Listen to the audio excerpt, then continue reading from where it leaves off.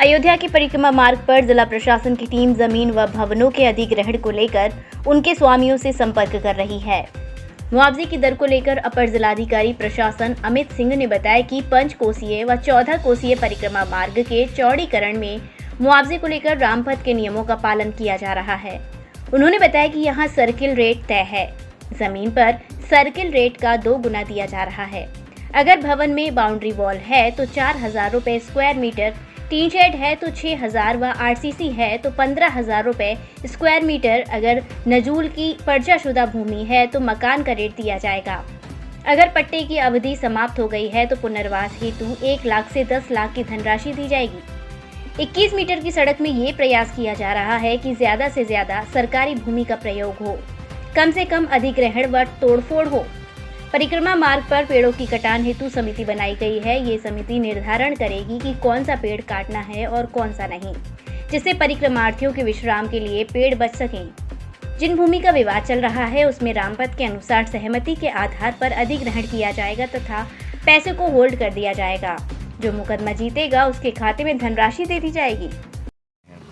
तो इनके लिए मैंने ये कहा है कि जो हमारे आवासीय योजनाओं के प्लॉट खाली पड़े हैं, चक्रतीर्थ में भी कुछ खाली पड़े हैं, तो हमने विकास प्राधिकरण से अनुरोध किया है कि हम इनके जो पूर्व स्थापित लोग हैं इनका हम फार्म भरा के और लॉटरी के माध्यम से प्रयास करेंगे कि इन सभी पूर्व स्थापितों को इसी कॉलोनी में एडजस्ट कर दिया जाए। यदि किसी कारण से एडजस्ट नहीं हो पाते हैं तो जो भी आवासीय कॉलोनियाँ हैं हम बिना विस्थापन किए उनका मकान नहीं तोड़ेंगे।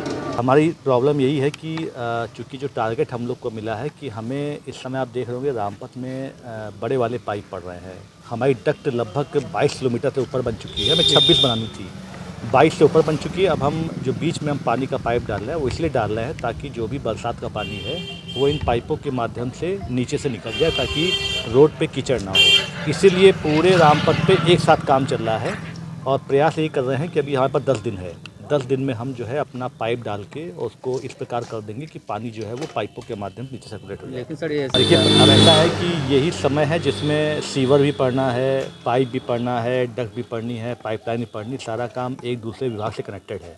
यदि हम एक विभाग को छोड़ देंगे तो दूसरा विभाग कल को फिर खो देगा। इसलिए इसमें एक कोर कमेटी बनी है जल निगम की, एक्शन पीडब्ल्यूडी की, विद्युत की और जल निगम जो आपके ये नल जो आपके जलकल विभाग वाले हैं, ये चारों कंबाइंड हैं कि सारा काम एक साथ होना है, नहीं तो फिर खुदेगा, फिर बनेगा तो पब्लिक को दिक्कत आएगी। निवास लेकर 30 जून है कि हम उसमें सब डक्ट बना के और सब पाइपलाइन डाल देंगे 30 जून तक। देखिए रोड को छोड़ दिया है तो हमारी 26 किलोमीटर में लगभग डक्ट बन चुकी है 22 किलोमीटर, मात्र बची है 4 किलोमीटर और हमारा जो पाइपलाइन है वो हमारा पड़ रहा है, उस पर काफ़ी काम हो गया। अभी प्रयास कर रहे हैं कि हम उदया से लेके जो नया घाट का एरिया है इससे पहले हम कंप्लीट कर लें, क्योंकि उधर लगभग हमारे सारे हिंड्रेंस ख़त्म हो चुके हैं। जहाँ बीच में लाइन पड़ रही है वो काम ख़त्म हो जाएगा। देखिए 5 कोसी और 14 कोसी मार्ग में जो नियम है वो रामपथ के नियम के बराबर है। इसमें जिन लोग की इसमें हमारा जिलाधिकारी महोदय का सर्किल रेट तय है। यदि किसी की ज़मीन जाएगी तो उसको सर्किल रेट के हिसाब से जितना ज़मीन जाएगा उसका 2 गुने का मुआवजा मिलेगा और जो मौके पे भवन खड़ा है उसको उसके भवन का रेट मिलेगा। भवन के रेट 3 प्रकार के हैं। यदि बाउंड्री है तो 4,000 स्क्वायर मीटर है, टीन शेड है तो 6,000 स्क्वायर मीटर है और आरसीसी का छत है तो 15,561 रुपये स्क्वायर मीटर है।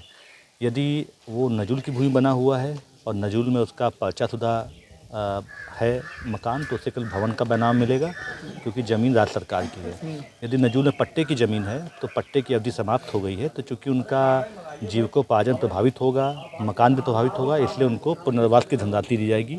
ये धनराशि हमने रामपथ भक्ति पथ के बराबर न्यूनतम 1 लाख अधिकतम 10 लाख रखी है। इसके अलावा पूरे इस दोनों परिक्रमा में जो भी दुकानदार प्रभावित होगा, चाहे वो किराए पे हो और चाहे खुद का मालिक हो, उसकी दुकान का मुआवजा उसको अलग से दे होगा।